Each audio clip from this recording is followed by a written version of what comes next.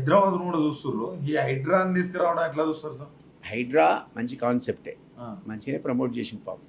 కానీ ఆయన దురదృష్టానికి ఏమైంది, నువ్వు వాడు ఎన్ స్టూడియోడు కొడితే అందరు సపోర్ట్లు కొట్టారు, ఇంకోటి అట్లాంటి కొడితే బాగుండు, మధ్యలో పోయి కామన్ మ్యాన్ టచ్ చేస్తేవి, వాడు అయ్యో బామ్మని ఏడిస్తే నువ్వు పోయి మీడియా పెడతావి, మైక్ పెడతావి, ఇది వైరల్ అయిపోయా.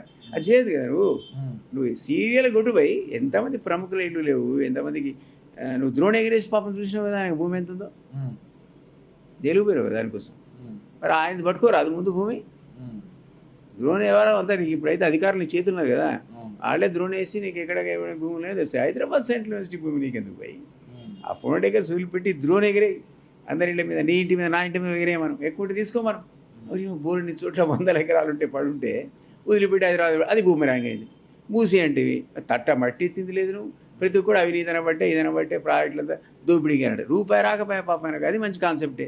ఎందుకు ఫెయిల్ అయింది? నేను అన్న నువ్వు చేసే చర్యలలో మంచి ఉన్నా ఎందుకు అది బూమరాంగ్ అవుతుంది, ఎక్స్పర్ట్స్ని అడుగు ఎందుకు జరుగుతుంది కానీ చూసుకో, ఆలోచించి చే అడుగులే అంటారు. నేను పాపం ఆయనకున్నట్టు ఇబ్బంది ఆయనకు ఉండొచ్చు, ఇదివరకు సీఎం కంటే ఎక్కువ అందుబాటులో ఉండొచ్చు, డబ్బులు లేక ఇబ్బంది పడుతుండొచ్చు. కానీ అంత మాత్రం చేత అవినీతిని ప్రోత్సహించడం నువ్వు టాలరేట్ చేయలేవు, నేను టాలరేట్ చేయలేను.